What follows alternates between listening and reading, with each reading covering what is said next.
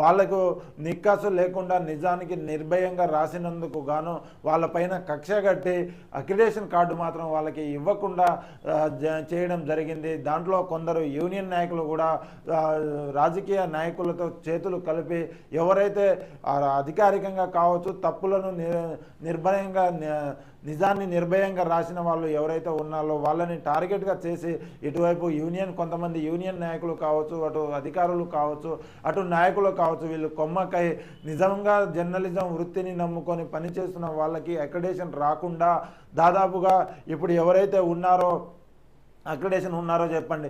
అయితే మంత్రి గారు మీకు ఒకటే విజ్ఞప్తి చెప్తున్నా, మీరు ఉన్న ఖమ్మం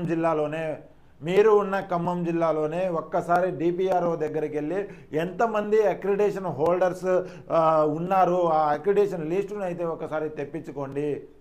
ఆ అక్రిడేషన్ లిస్టులు తెప్పించుకున్న తర్వాత ఒక్కసారి నేను చెప్తున్నా, నేను 5 సంవత్సరాల నుంచి ప్రయత్నిస్తున్నా, మాకు అక్రిడేషన్ ఇవ్వట్లేదు. ఆ నిబంధనలు ఈ నిబంధనలు ఏ నిబంధనలు కావాలని చెప్పేసి నిబంధనలు ఉన్న వాటికి అని చెప్పేస్తే సలాం కొడితే నాయకులకు, యూనియన్ నాయకులకు, ఆ రోజు పనిచేసే నాయకులకు సలాం కొడితే వాళ్లకు మాత్రమే అక్రిడేషన్ కార్డు వస్తుంది. నిజానికి నిర్భయంగా అక్కడ సమస్య ఉంది దాన్ని రాసి అని చెప్పేసి రాసేటోళ్ళకి ఎవరికి అక్రిడేషన్ రావట్లేదు. మంత్రి గారికి ఒక విజ్ఞప్తి చేస్తున్నా, మీరు సమాచార శాఖ మంత్రిగా మీరే ఉన్నారు కాబట్టి ఏదైనా ఒక డిస్ట్రిక్ట్, ఉదాహరణకు మీరున్న ఖమ్మం డిస్టిక్లోని డిపిఆర్ఓనే ఒక అక్రిడేషన్ లిస్టును మీరు తెప్పించుకోండి. అసలు జర్నలిస్టులు ఎంతమంది ఉన్నారు, అక్రిడేషన్లు ఎంతమందికి ఇచ్చారు, ఆ అక్రిడేషన్ హోల్డర్ కలిగిన వాళ్ళు ఎంతమంది వాళ్ళకి వార్తలు రాయడం వచ్చు, ఎంతమంది ఇన్వెస్టిగేషన్ చేయడం వచ్చు, ఎంతమంది లోతుగా ఆలోచించి వార్తను ఆలోచించి రాయడం ఎంతమందికి వచ్చు.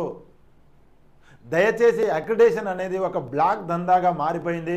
కాబట్టి ఇది దయచేసి మంత్రి పొంగులేటి గారికి నేను విజ్ఞప్తి చేస్తున్నా, ఖచ్చితంగా ఈ అక్రిడేషన్ ఏదైతే ఉన్నాయో దీనిపైన పూర్తిగా ప్రక్షాళన చేయండి. నిజమైన జర్నలిస్టులను ఆదుకోండి.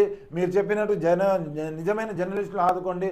మీకు ఇదంతా తెలియాలి అంటే మేము చెప్పేది కాదు, మీరే ఒకసారి స్వయాన మీ దగ్గర ఉన్న డిపిఆర్ఓకు చెప్పి ఇప్పటి వరకు అక్రిడేషన్ దాదాపుగా సంవత్సరం కాలం నుంచి పోస్ట్ పోన్ రెన్యువల్ చేసుకుంటూ వస్తున్నారు. కాబట్టి అసలు అక్రిడేషన్ ఎంతమందికి ఇచ్చారనేది లిస్టులో తీసుకోండి.